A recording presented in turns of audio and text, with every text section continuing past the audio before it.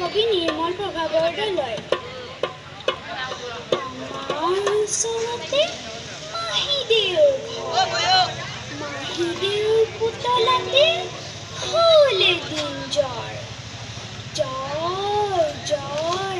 পানী লগা জ্বৰ হাপচুম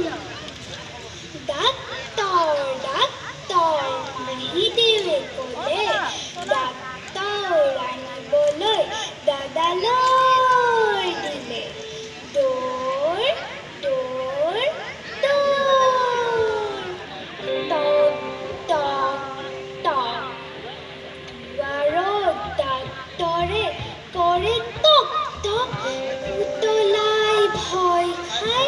কপে থুক থুক ভয় নাই